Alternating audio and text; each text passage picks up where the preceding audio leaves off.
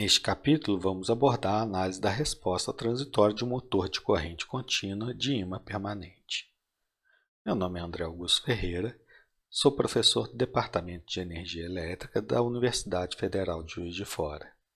O sistema em estudo trata-se de um motor de corrente contínua sendo acionado por um conversor Chopper classe E. O modelo eletromecânico de meu motor de corrente contínua pode ser representado pelo seu equivalente em diagrama de blocos, mostrado em destaque nessa figura. Já o meu conversor eletrônico pode ser representado pelo seu equivalente linear, desde que o período de comutação dos interruptores seja pelo menos 1/10 da constante de tempo do meu motor elétrico. Feito isso, nós podemos estudar como que uma perturbação na minha razão cíclica vai influir tanto na corrente de armadura quanto na velocidade do meu motor. Um sistema de primeira ordem tem a sua função de transferência numa forma padrão que é representado por G de S é igual a K dividido por T vezes S mais 1, em que K representa o ganho estático e T a constante de tempo. Se eu dividir numerador e denominador pela minha constante de tempo, eu vou ter um K' dividido por S mais sigma. Portanto, eu tenho apenas um polo na posição menos sigma, por isso ele é dito sistema de primeira ordem. Na resposta dinâmica a uma entrada do tipo ao degrau, se eu injetar essa forma de onda como minha entrada, eu vou observar essa forma de onda na saída do meu sistema. Se não houver atraso de transporte, o que eu vou observar na saída é esse comportamento aqui. Se eu pegar 63,2% dessa variação em y, eu vou encontrar aqui a minha constante de tempo, que é o intervalo de t0 a t0 mais t. Portanto, esse intervalo aqui é a minha constante de tempo. Já se eu pegar 3 constantes de tempo, eu vou ter atingido 95% do meu valor de regime. Já se eu pegar 4 constantes de tempos, eu vou ter atingido aproximadamente 98% do valor de regime. Se eu fizer a derivada dessa curva aqui logo no início, que vai ser essa reta daqui até esse ponto, onde ela está encontrando aqui o valor de regime, se eu fizer a projeção aqui, esse intervalo de tempo já me representa aqui a minha constante do meu tempo do meu sistema. É igual a 1 dividido por sigma. Já o meu ganho estático do meu sistema, que é esse ganho K, nota, se eu fizer o S tendendo a zero dessa expressão aqui, vai ficar o quê? Vai ficar o K dividido por 1. Portanto, o K é igual ao limite, quando S tende a zero, da minha G de S. E isso eu posso reescrever como a minha variação de ΔY dividido por ΔU. ΔY é, na realidade, Y de regime menos o Y inicial. E o ΔU é U de regime menos U inicial. Já o tempo de acomodação TS depende aqui, se eu quero atingir 95% do valor de regime, que são 3 constantes de tempo. Então, o critério de 5%, TS é igual a 3 constantes de tempo. Já se eu quiser atingir 98% do valor de regime, ou seja, estou a 2% da faixa do valor de regime, significa que o meu tempo de acomodação é igual a 4 constantes de tempo. Em um sistema de segunda ordem, nós temos a forma padrão representada por essa expressão, em que nós temos um K, que é o ganho estático, vezes ômega n ao quadrado dividido por S ao quadrado mais 2 vezes Qi vezes ômega n vezes S mais ômega n ao quadrado. Portanto, se eu injetar uma entrada do tipo degrau no meu sistema, a minha saída vai ter um comportamento aproximado desse tipo aqui. Nota que, novamente, eu tenho uma variação, só que agora eu tenho uma variação, que é essa curva representada aqui. Esse sistema, nota, é uma expressão de segunda ordem, portanto, eu tenho dois polos. Se esses polos estiverem nessas posições aqui, por exemplo, essa distância da origem até o polo é chamado de ômega n, que é a frequência natural não amortecida do meu sistema. Já a projeção no eixo imaginário é ômega d, que é chamado de frequência natural amortecida. Esse sigma aqui representa a atenuação. O meu coeficiente de amortecimento, que eu chamo por essa letra que é Qc, ele é representado pelo seno do ângulo θ. O seno desse ângulo, observe que é o cateto oposto, que é o sigma, dividido pela hipotenusa, que é o ômega n. Portanto, eu posso escrever que é sigma dividido por ômega n. Já a minha frequência natural não amortecida, ômega n, eu posso tirar a relação dele a partir desse triângulo formado aqui. Portanto, eu posso escrever que o meu ômega n é igual a raiz quadrada de sigma ao quadrado mais ômega d ao quadrado. Bom, se eu elevar aqui ao quadrado, vai ficar ômega n.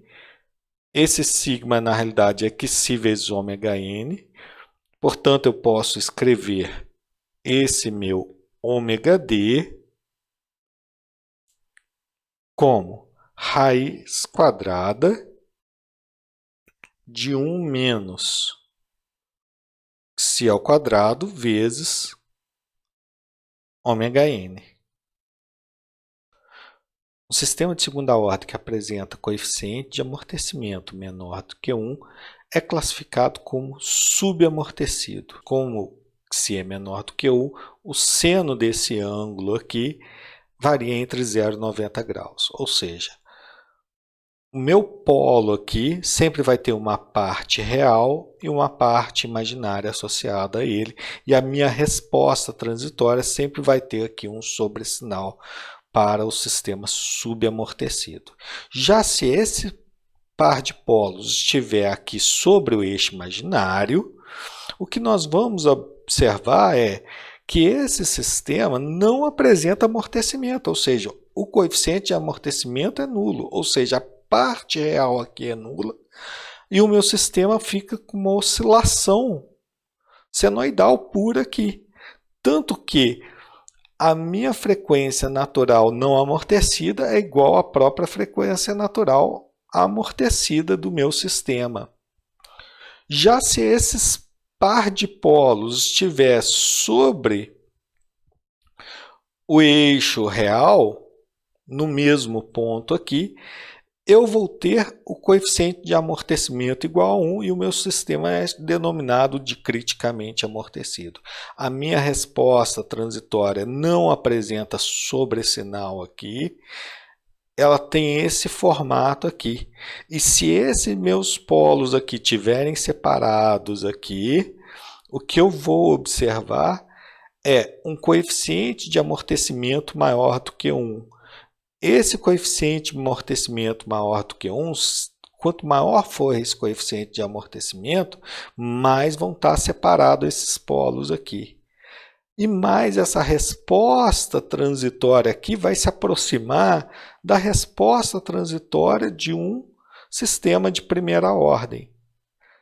Nota que num sistema de primeira ordem eu vou poder diferenciar ele de um sistema superamortecido graças a essa variação inicial aqui do meu sistema. Isso é característico do sistema de segunda ordem, porque o sistema de segunda ordem ele é, na realidade, uma senoidal vezes uma exponencial. O que eu observo aqui num sistema de primeira ordem é esse comportamento aqui, em que, se eu pegar a projeção aqui, é de uma reta, que aí a gente descobriria a constante de tempo. Essa aproximação de um sistema de segunda ordem por um de primeira ordem é chamada de análise de polos dominantes e é bastante Nesta útil. figura é possível observar a resposta transitória de um sistema de segunda ordem subamortecido, em que MP representa a diferença entre o y máximo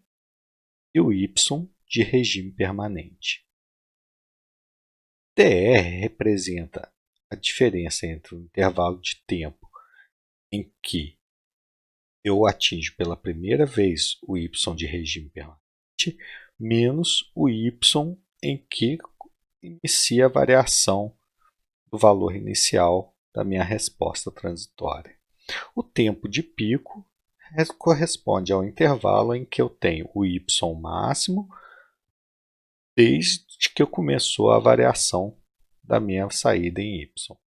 E TS é o meu tempo de acomodação, que ele pode variar 3 constantes de tempo, conforme o critério 5%, ou 4 constantes de tempo no critério de 2%.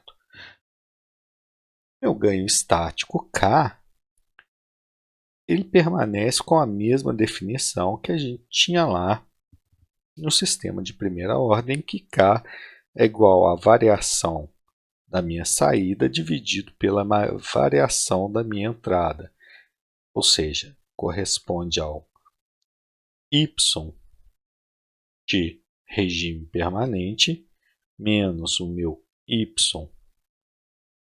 instante inicial dividido pela minha entrada de regime permanente menos a minha entrada no instante inicial. Já o meu sobressinal, eu posso escrever ele como meu y de regime permanente menos o meu y inicial, só que ele é dado aqui pela relação saída de regime. E ele é igual a 1 mais valor exponencial de e elevado a menos π vezes o sigma dividido por ômega d. Eu posso reescrever essa equação como 1 mais e elevado a menos π dividido por raiz quadrada de 1 menos c ao quadrado. Já o meu tempo de pico, ele corresponde à metade do intervalo de tempo entre esses dois vales aqui, que seria de uma senoide. Isso daqui é um período. Esse período aqui dessa seria a senoide vezes uma exponencial, corresponde na realidade a uma senoide de frequência ômega d.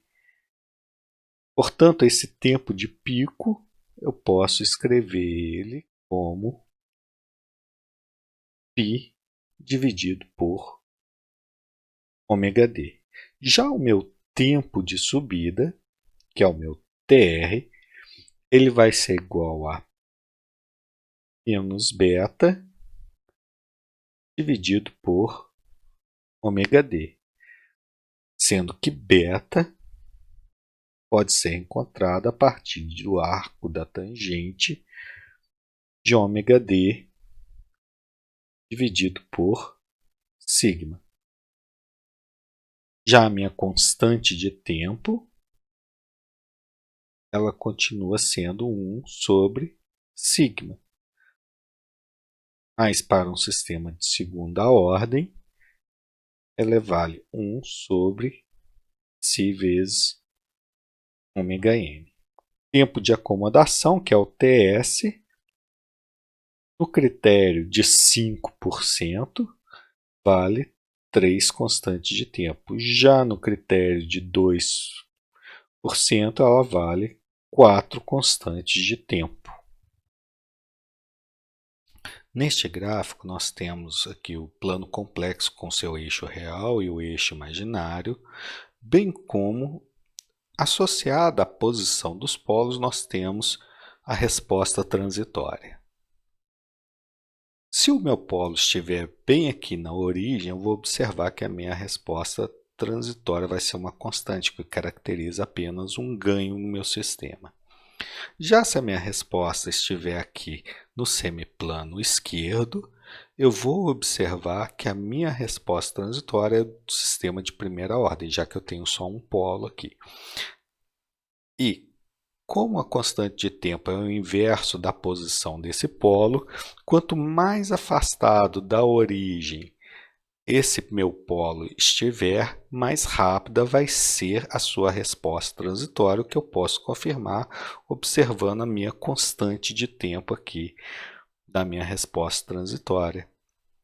No entanto, se o meu polo estiver aqui no semiplano direito, eu vou observar que a minha saída é não limitada.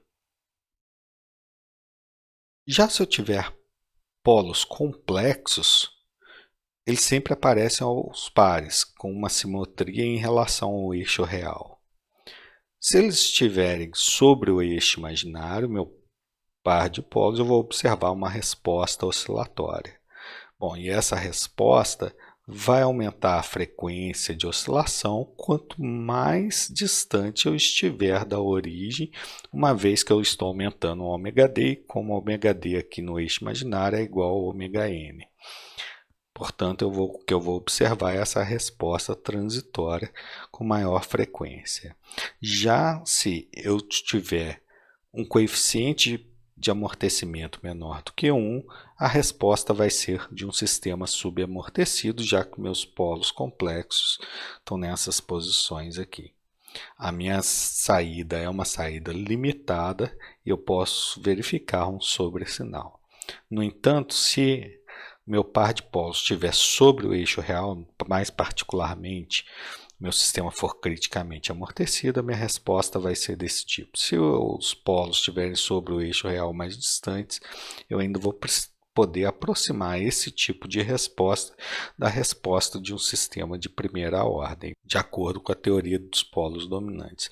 Agora, se eu tiver aqui um sistema que o meu polo ele está no semiplano direito, bom, a minha saída vai ser não limitada.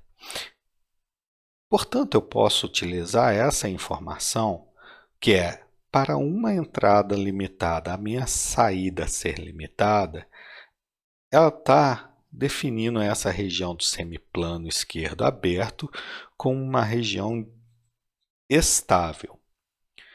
Já quando os meus polos estão no semiplano direito, uma entrada limitada vai corresponder a uma saída não limitada.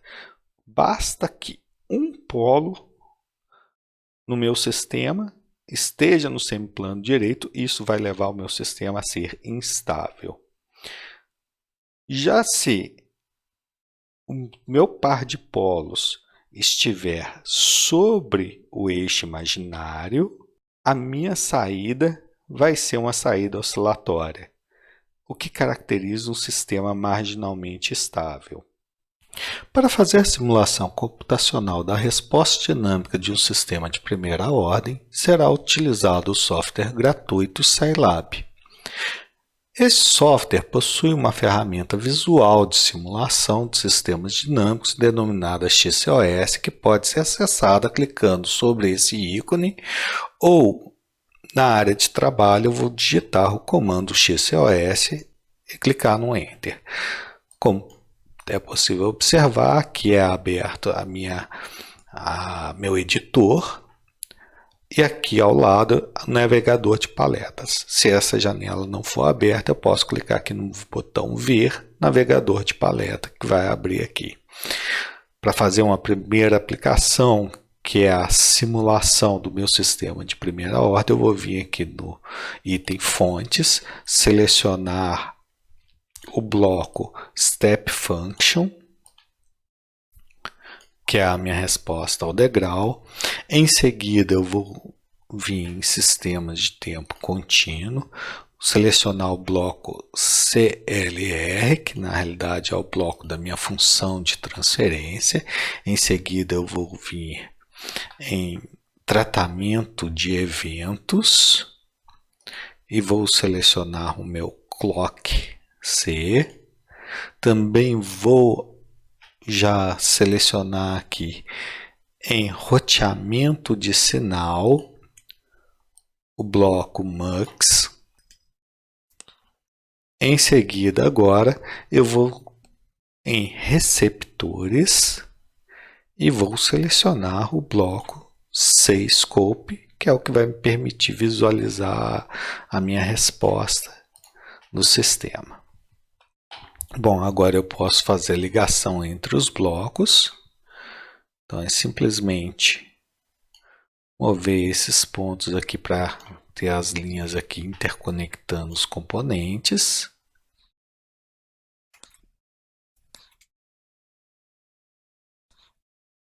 Agora o que me falta aqui é configurar os parâmetros de simulação.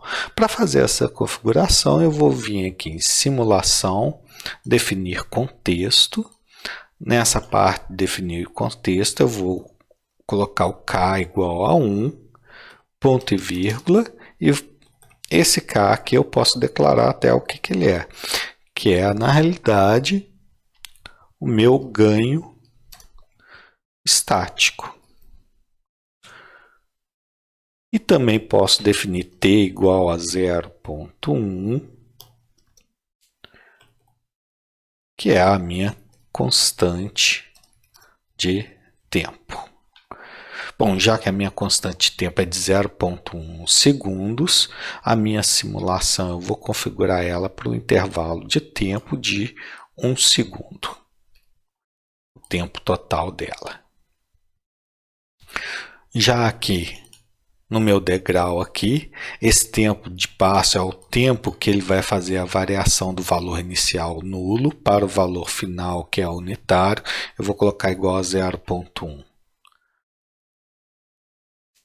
Já aqui no meu bloco de função de transferência, eu vou colocar o numerador igual a k e o denominador igual a 1 mais t vezes s.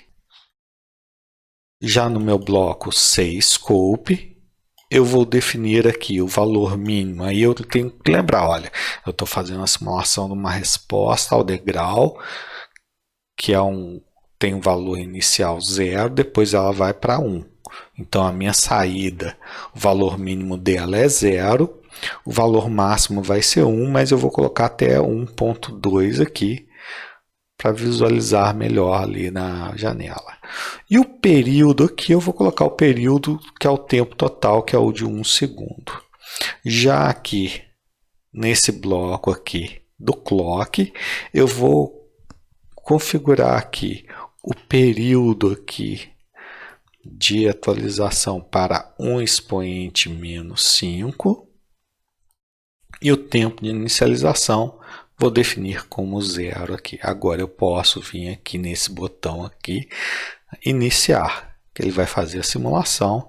A gente já pode ver o resultado dessa simulação na tela, que ele vai simular aqui até 1 segundo e vai parar essa simulação. Portanto, a gente já pode ver aqui a resposta da minha saída devido a essa entrada aqui do tipo degrau. E eu posso usar aqui um cursor aqui que eu vou visualizar aqui os valores aqui, ó. Então em 0.2 segundos aqui eu tenho 0,633 do meu valor de regime. Nota que a minha constante de tempo é daqui até aqui, que é 0,1 segundos. Nós vamos utilizar o aplicativo MATLAB para repetir a mesma simulação que foi realizada no Scilab. Só que agora vamos utilizar aqui o aplicativo Visual Simulink, que também pode ser acessado através da área de trabalho, digitando o comando Simulink e Enter. Em seguida é aberta uma janela. Essa janela permite criar um novo modelo em branco, que é o que a gente vai fazer agora.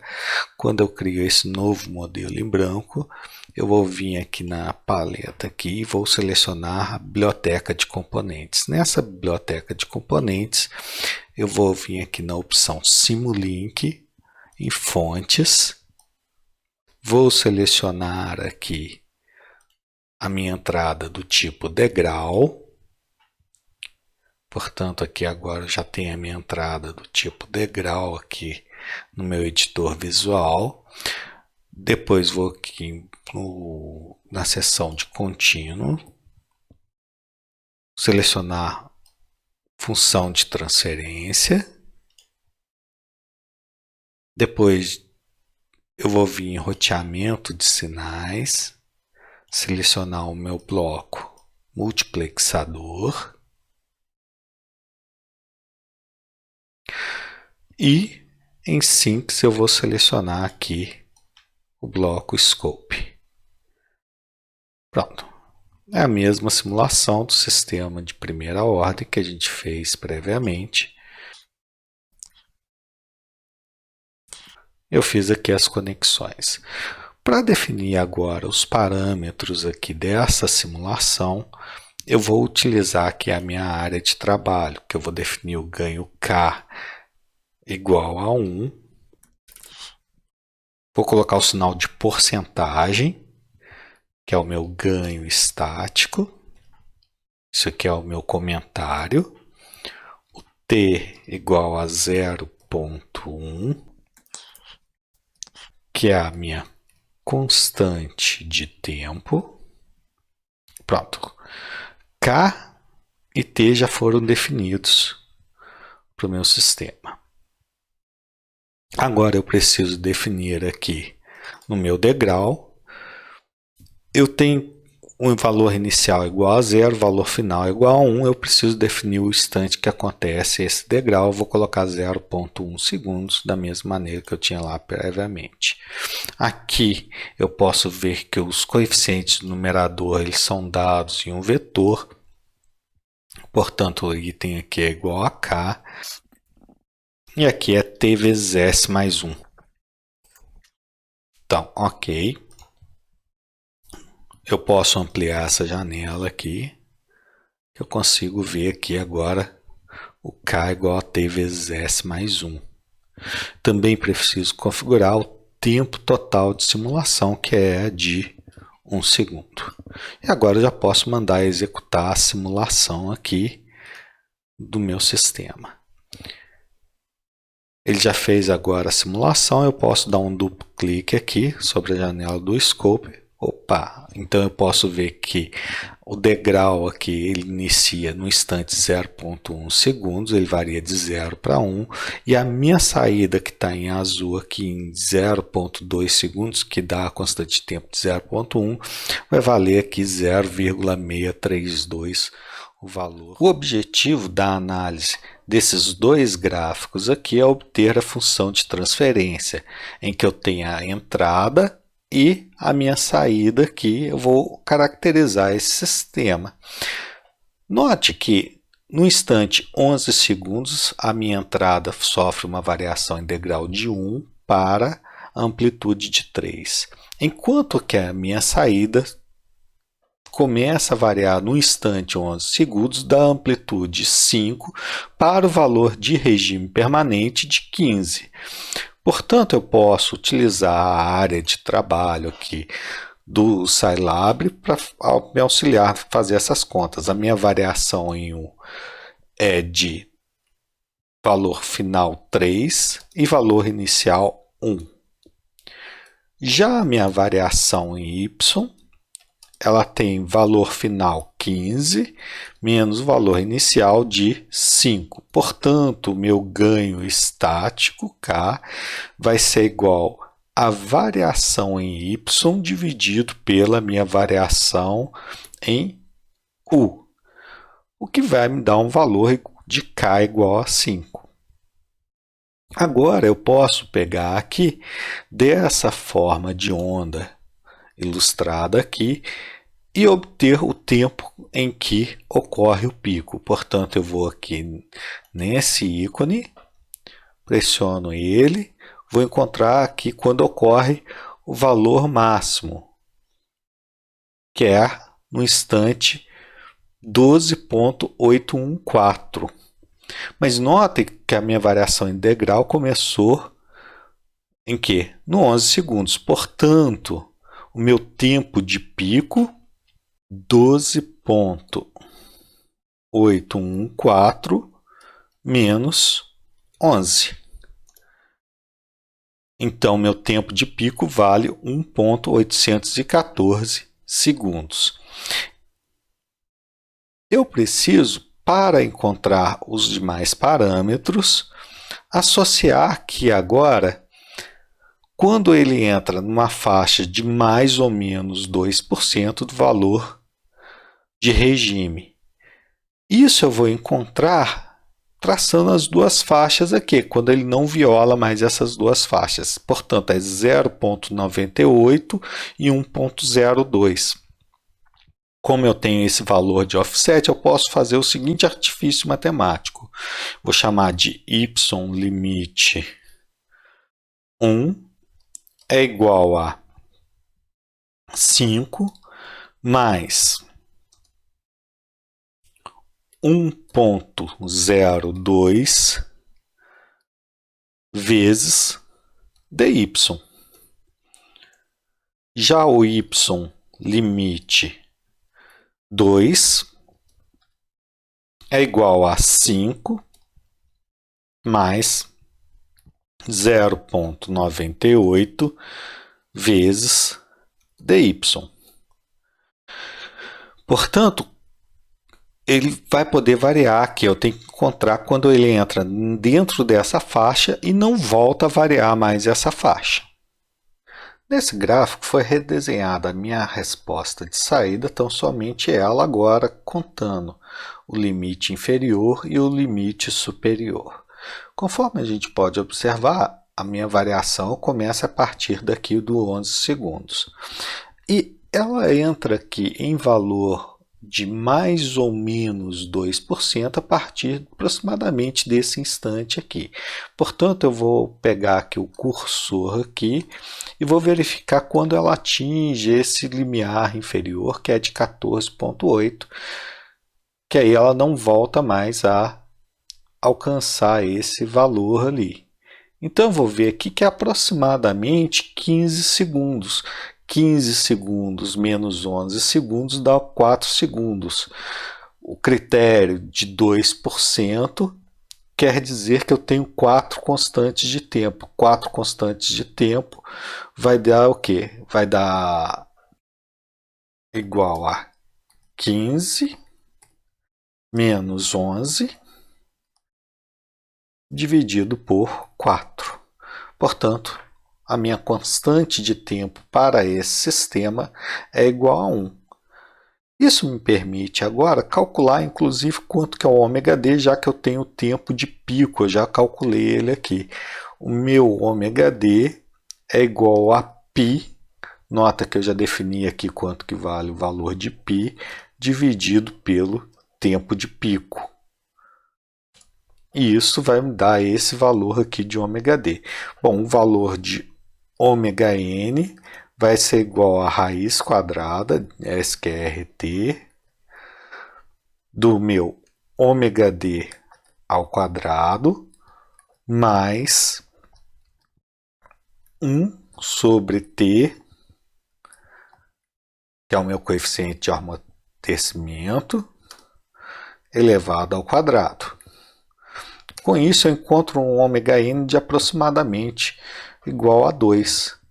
Bom, mas o meu QC vezes o ômega n vai ser igual a quanto? Vai ser igual ao sigma. Vai dar o inverso de 1, 1. Portanto, o meu QC vai ser igual a quanto? 1 dividido por 2, que é 0,5. Portanto, agora eu já tenho os parâmetros de um sistema de segunda ordem subamortecido que vai caracterizar essa resposta aqui para o meu sistema. Para verificar se a minha resposta transitória para aquela função de transferência que a gente encontrou está correta, eu posso montar esse diagrama de blocos em que eu tenho aqui na minha entrada um tipo degrau. Nota aqui que o tempo que ele vai começar a variação em degrau no instante 11, o valor inicial 0 e 2. E aí eu vou adicionar aqui um bloco com um valor de 1 aqui. Aqui nós temos a função de transferência do nosso sistema, que é um sistema de segunda ordem. Para definir os parâmetros eu vou em definir contexto, aí eu coloquei aqui os valores para k igual a 5, que foi o valor que a gente encontrou, constante de tempo igual a 1 e o coeficiente de amortecimento igual a 0,5. Já o ômega-n eu defini aqui como 1 sobre t vezes o c. Bom, agora eu já tenho definido aqui os parâmetros desse meu bloco, da minha função de transferência. Usei aqui esse bloco aqui, o CM-Scope, ao invés do C-Scope, que aí eu já tenho duas entradas aqui separadas.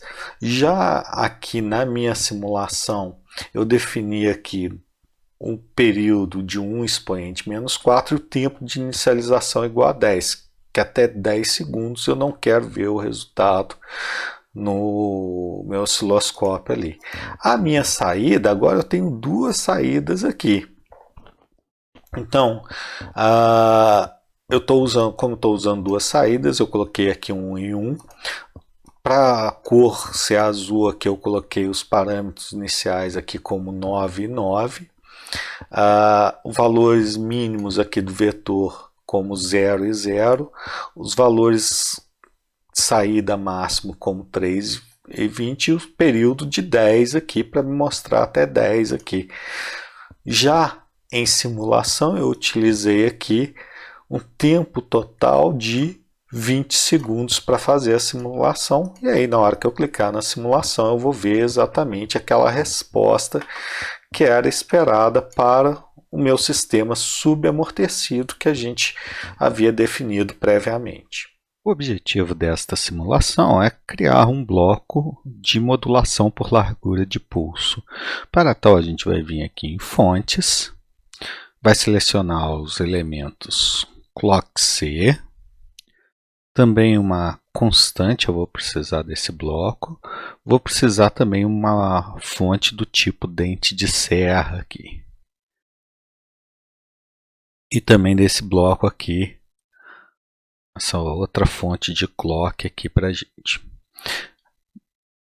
Em seguida, a gente vai em operações matemáticas, vai selecionar aqui um bloco de ganho. Depois desse bloco de ganho, eu posso pegar aqui também um bloco que vai fazer a comparação entre o sinal PWM e a minha constante aqui. Em receptores, eu vou pegar aqui o meu C-Scope aqui, ó. Pronto, já selecionei aqui meus elementos, posso fazer a interconexão entre eles. Agora eu preciso configurar os meus elementos. Então eu já venho aqui, ó, simulação, definir contexto. Eu vou definir como TP, que vai ser igual a 1 expoente menos 3. Esse aqui vai ser o período da portadora triangular. Então, esse aqui eu acabei de definir como período. Então, esse tempo aqui vai ser o TP, que é o período da minha portadora triangular. Para a amplitude ali da saída ser unitária, eu vou dividir aqui por 1 sobre aquele período que é a amplitude Aqui vai ser unitária, aqui eu vou colocar um valor de 0,5, pode ser algum outro valor, mas eu vou começar com 0,5, que é uma razão cíclica de 50%. Vou colocar aqui esse período aqui desse bloco aqui como um expoente menos 6, para ter bastante ponto ali da minha forma de onda triangular, 0. Nesse bloco aqui eu vou definir o valor mínimo igual a 0, já que a amplitude máxima é 1, eu vou colocar aqui o valor máximo como 1,2, e aqui eu vou colocar 5 períodos, então 5 expoente menos 3.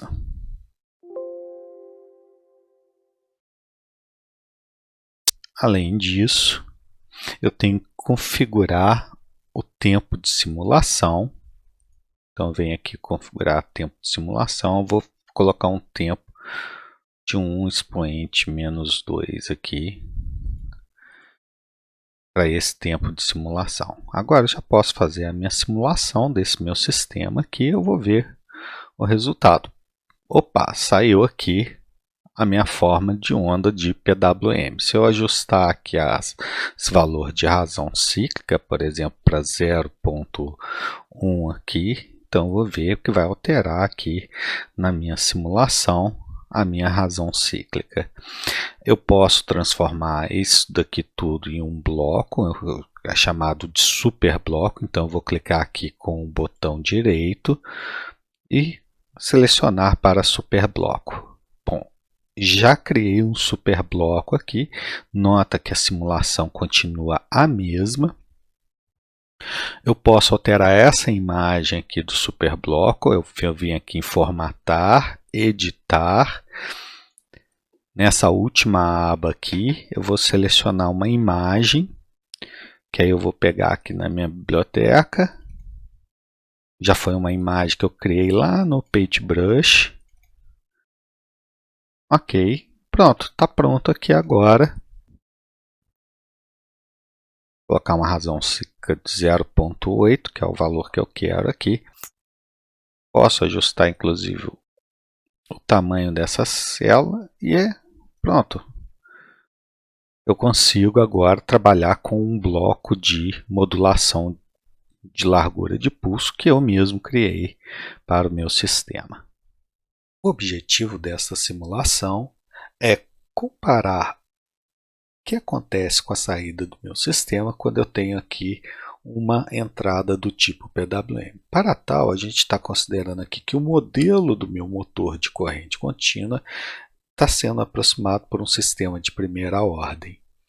Neste caso, para fazer a comparação, eu tenho aqui uma entrada de tensão PWM, a saída em velocidade. Aqui a entrada é contínua da razão cíclica e a saída aqui em velocidade.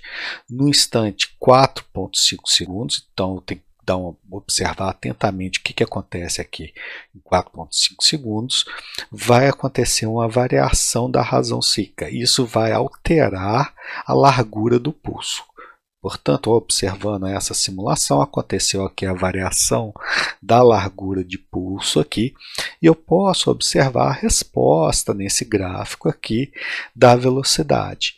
Conforme a gente observa, se a minha entrada for uma entrada do tipo contínuo, quando ela variar aqui essa razão cíclica, ocorre uma variação aqui de resposta de primeira ordem do meu sistema em vermelho, que ela continua uma resposta linear.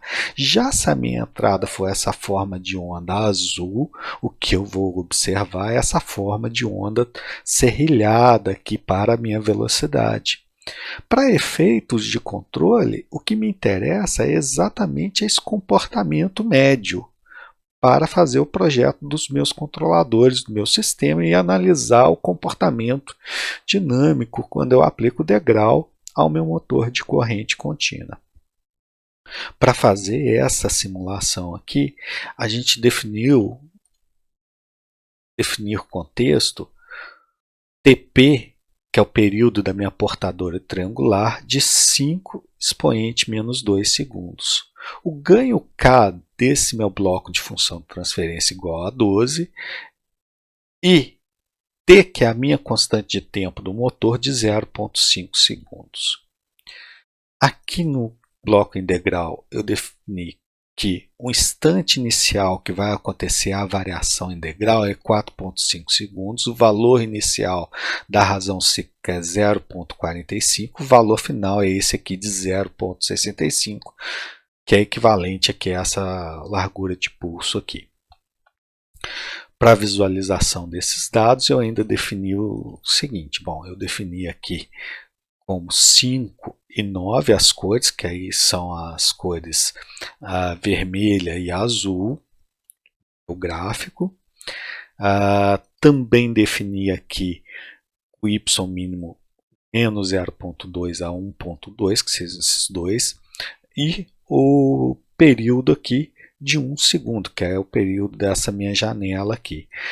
Diferentemente para essa outra janela aqui, eu tenho 9 e 5, as cores, valor mínimo de y igual a 5, valor máximo igual a 8, e o período aqui igual a 8.